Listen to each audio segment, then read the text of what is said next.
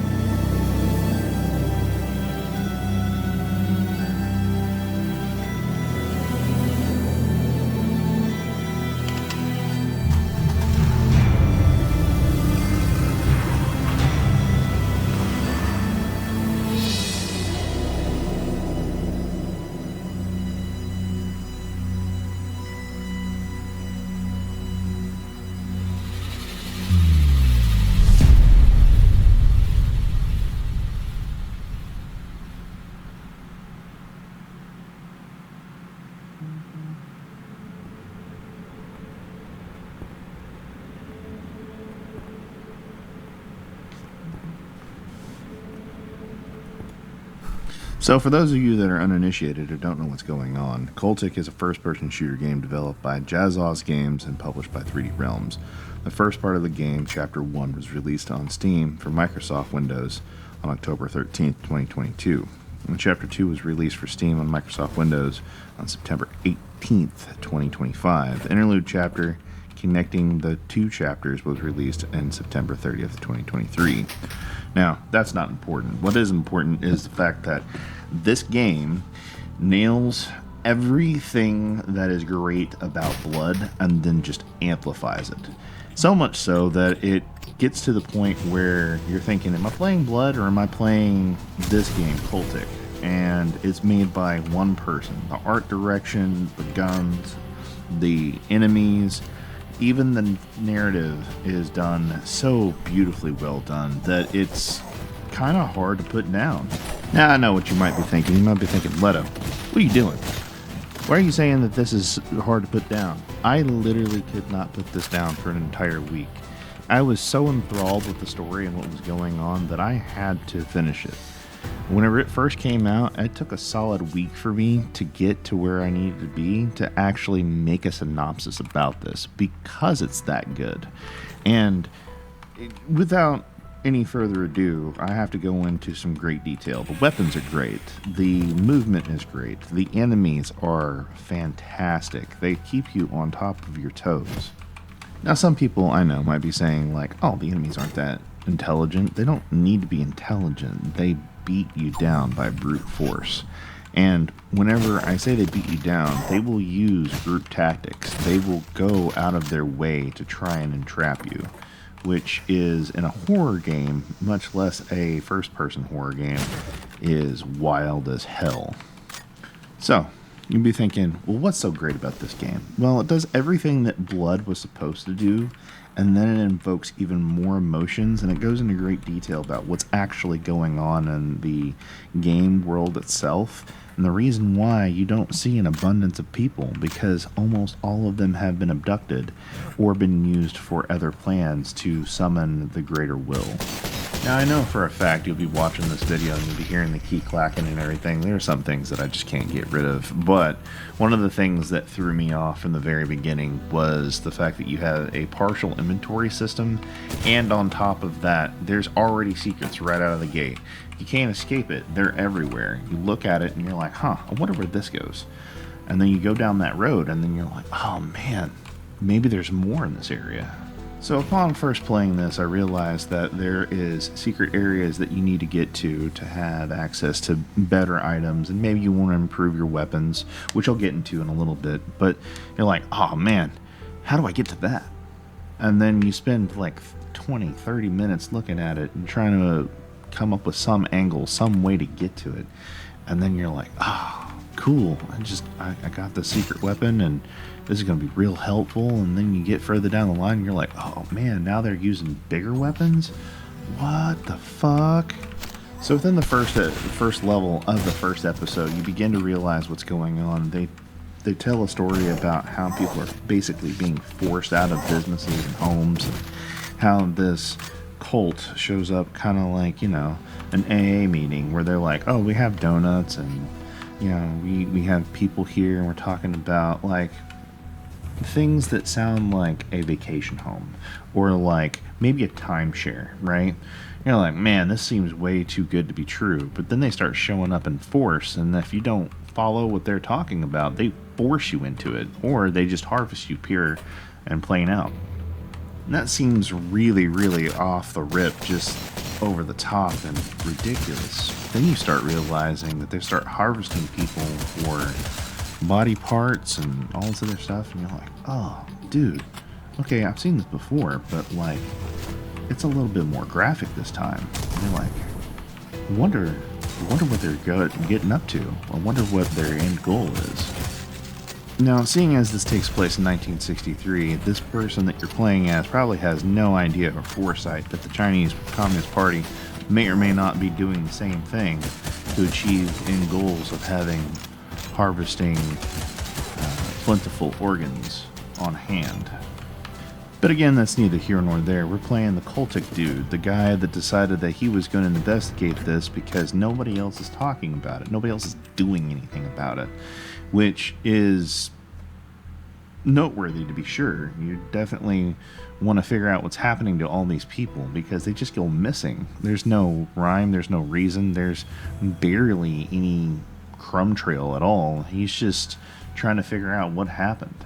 So eventually down the road you'll get your hands on a lever action rifle, which for the most part in the early beginning is going to be equivalent to a sniper rifle. You got hard hitting, I would say it's either a 30-30 or a 45-70. It's not really hinted at or told, but if I had my guesses, that's probably what it would be.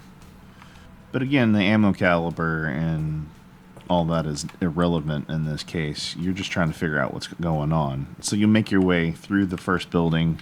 You make your way out to what looks like a courtyard. And there's some dead bodies in the truck. And you're like, man, they're just harvesting everybody. What is going on here? Make your way up further down the road and there's a couple of cultists next to a campground. They're probably singing songs, Kumbaya and all that other stuff. But you're like, man, I'm not having any of this. You just start eliminating them left and right. Eventually, you'll make your way over to a cavern system. And then you need to make your way through that. And that's when the real fun begins. Now, before I get into any more detail about the first level, I just want to talk about the music and the gunplay. And the gunplay is phenomenal, right? And I try to keep my swearing down to a minimum, but I'm telling you right now, the gunplay is so fucking good. I cannot begin to convey to you how great it is. And the music itself, so this person, Jason Smith, the guy that came up with this game, has to be just a wizard when it comes to audio, because he's doing great work with this.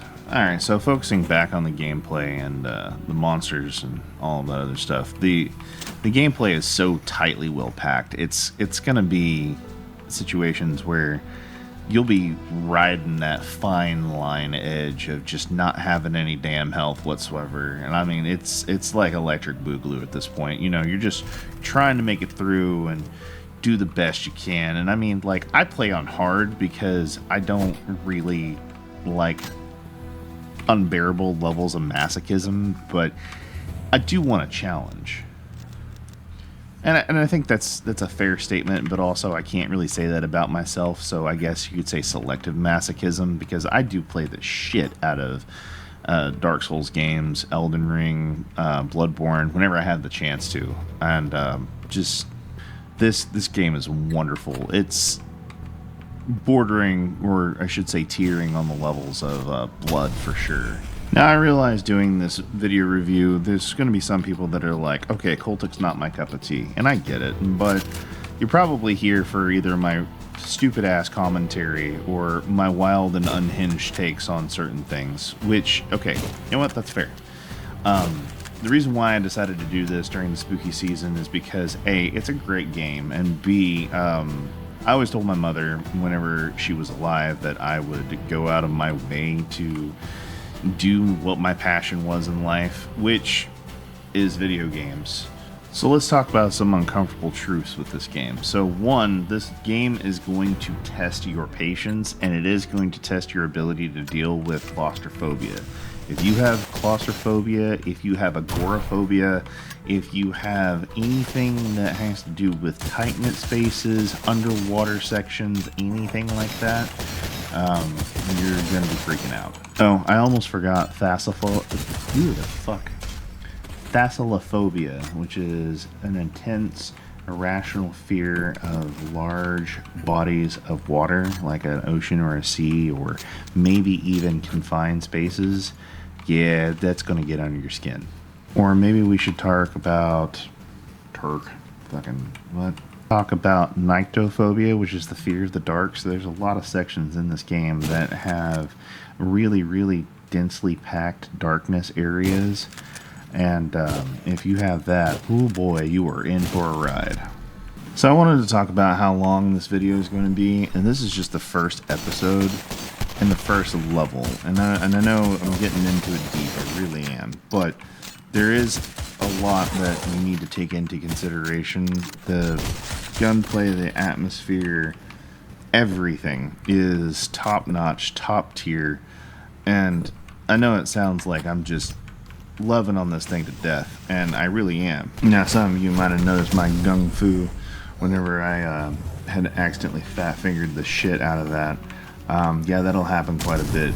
So next up, I'm going to be talking about the awesome little shots that I've got here, and we're approaching near the end of the crux of the video, so enjoy the rest of it.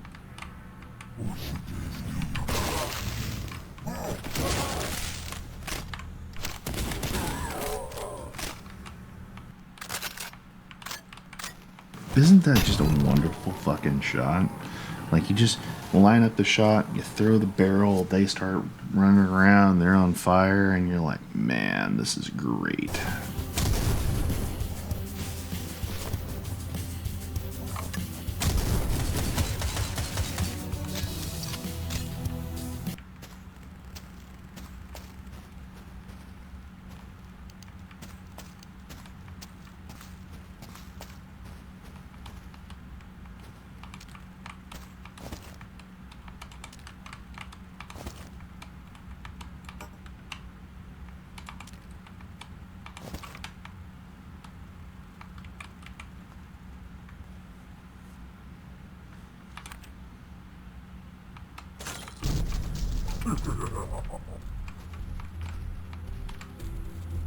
So this is the part that I was talking about, where if you suffer from agoraphobia or you have nyctophobia, this game isn't for you. But it is damn sure hilarious whenever shit gets off pitch. Great, and you know, some of the chainsaw guys deserve what they got going to them.